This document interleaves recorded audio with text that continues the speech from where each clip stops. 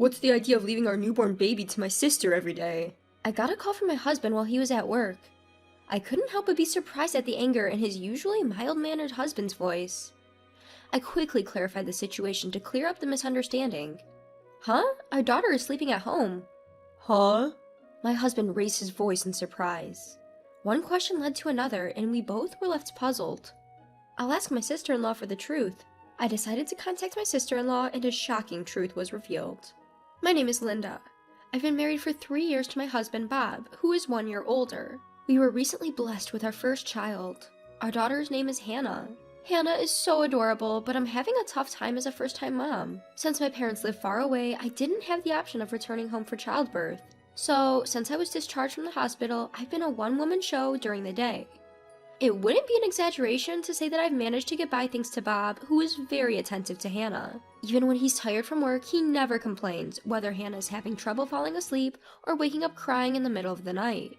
I think the fact that Bob is such a mild-mannered person allows me to deal with Hannah with hardly any stress. I was truly grateful for his presence. So, I was taken aback by this sudden call from him, and especially by the anger in his voice. Linda, I just got a call from Mom. What the heck is going on? Huh? Your mom? What do you mean? What's the idea behind leaving your newborn with Marissa every day? Mom has a bad back and apparently Marissa has been taking care of everything all by herself. What? I couldn't keep up with the sudden introduction of my sister-in-law and the word newborn. Marissa is my sister-in-law, Bob's sister. She lives about a 15-minute walk away at her parents' house, where she lives with them. She's flexible because she works from home and takes care of her mother. My husband continued his criticism. How can you just leave a baby who's only 3 weeks old? I'd be too worried to do that. Marissa has never taken care of a baby. I understand that you're exhausted after giving birth, but at least consult with me before you leave her with Marissa. His anguished cry made me realize that this was no ordinary situation. Hold on, I have no idea what you're talking about. Marissa is taking care of a newborn? And why did your mom call you? Why do I need to consult with you? What do you mean, why? You've been leaving Hannah with Marissa, haven't you? It's been almost 2 weeks. Marissa hasn't complained because she doesn't want to ruin her relationship with you, but Mom couldn't stand it and called me. I was shocked at Bob's words. It was a story I had no memory of, because my daughter is right in front of me right now. I had a lot of questions, but I felt it was more important to clear up the misunderstanding first, so I responded immediately. Huh? Our daughter is sleeping at home. She's right in front of me now. Huh? Bob's voice, which had been filled with surprise until a moment ago, raised in astonishment again. What do you mean? I'm as baffled as you are. In fact, I was told it's best not to take newborns out too much, so I haven't really been anywhere besides medical checkups. So, I haven't even been to your family home, and I haven't seen Marissa since she came to visit us after the birth. Huh? Then whose baby is Marissa looking after? I wish I knew. Why would Marissa lie about taking care of my baby? One question just seemed to lead to another. As we both scratched our heads, the chime announcing the end of the lunch break rang over the phone. When I heard the chime, I made a decision. I'm going to reach out to Marissa. I want to understand why she might lie. If she's mistaken and thinks she's taking care of her Hannah, that's a real problem. I'll call Mom too, and, Bob paused before apologizing. Sorry for doubting you. I was just so worried about Hannah. It's okay, you were worried for Hannah, right? Besides, when I told you she's right here, you didn't question it, you believed me. After ending the call, I immediately dialed my sister-in-law's number. Marissa, it's been a while. Do you have a minute? There's something I want to ask. Linda, I have something to say too. Bob and Marissa are close in age. That's why Marissa, despite my sister-in-law, is the same age as me. Marissa and I have always gotten along well since I was dating Bob. We even used to go out together. So, I couldn't help but wonder why she hadn't mentioned anything about the situation to me. I couldn't understand why she would lie like that.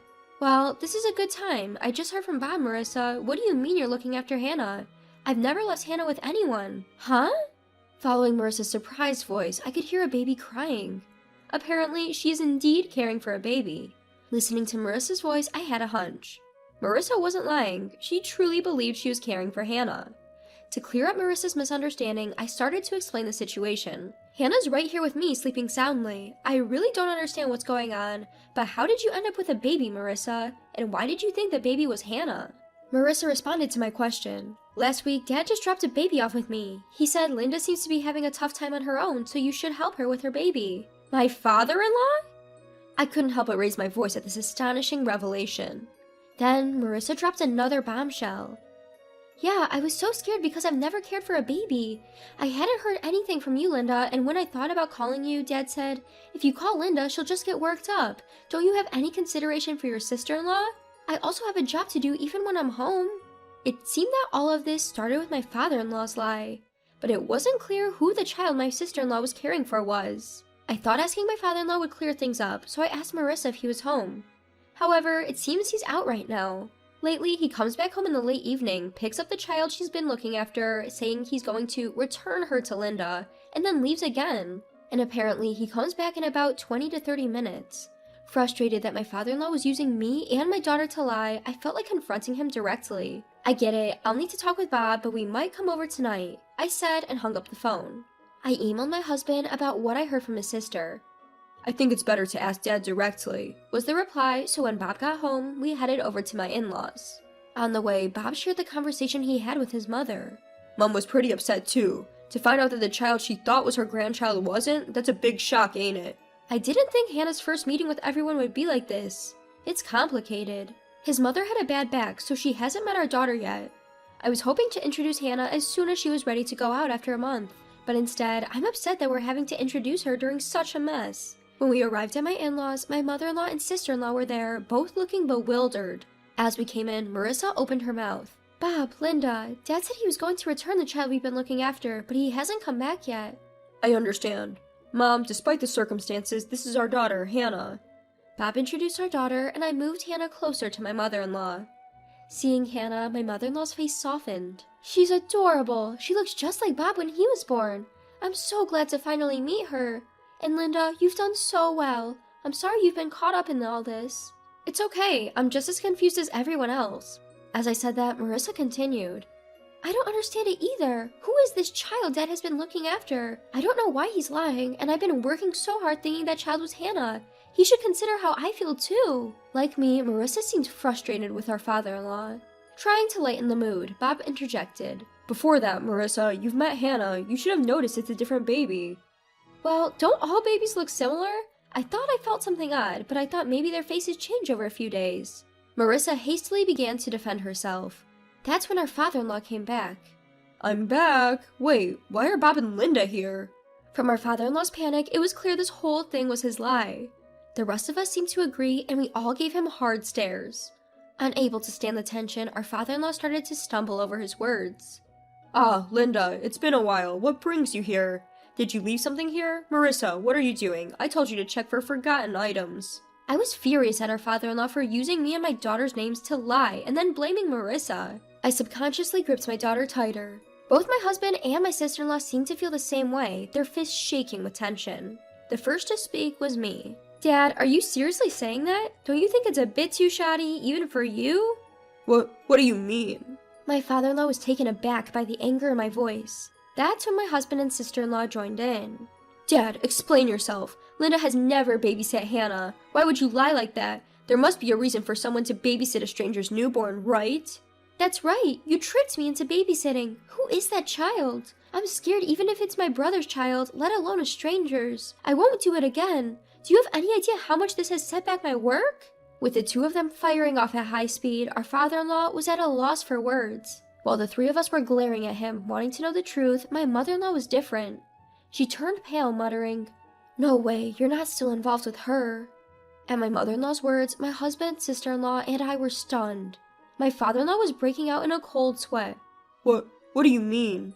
Even now, he was trying to play dumb, but my usually gentle husband had had enough. Dad, cut the crap.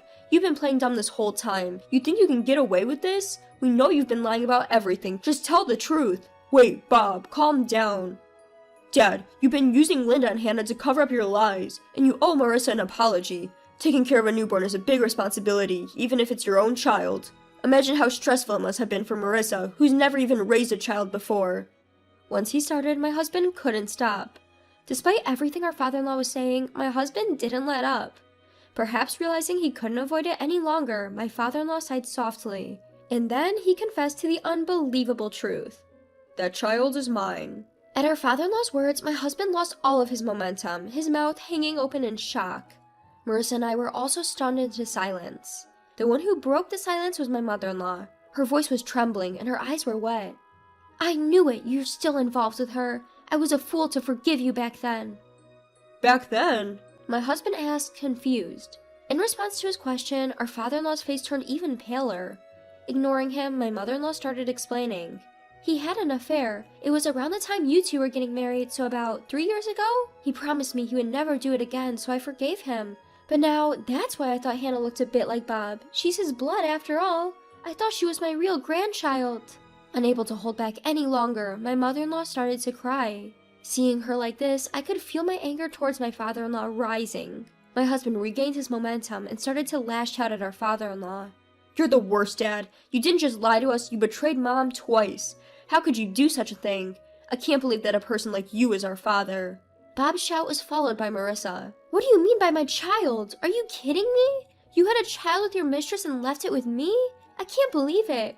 How can you calmly do such a thing? It's too disgusting. I don't want to see your face ever again. Despite the harsh words from his own children, father-in-law just chuckled and said, Calm down. There's nothing we can do about what's already happened. The mistress didn't want to marry me or anything like that. She just didn't have any money, so she had to work. In the meantime, I had to take care of the child. I couldn't bear the sight of my father-in-law laughing and saying these words. Stop it, you worthless man. What you did isn't a laughing matter. A person has been born. Do you understand the gravity of that at your age? When I, who had been silent all along, raised my voice, my father-in-law seemed to lose his footing and fell on his rear end right there, but no one offered to help. Instead, Bob and Marissa started hurling insults. You shitty old man, you're no longer our father. I can't stand you physically. I don't want to see your face ever again. Even when confronted by their words, my father-in-law still tried to brush it off, saying, Don't say things like that. Seeing this, my mother-in-law sighed dramatically and glared at my father-in-law.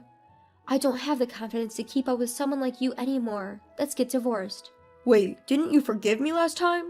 My father-in-law's artificial smile faded and his face sagged with wrinkles. The careless demeanor from earlier disappeared and he suddenly became serious. Sure, I made a mistake by cheating, but if letting off steam outside makes our home peaceful, isn't that a good thing? Besides, how are you going to survive without me? You've always been a housewife. You probably don't have any money, right?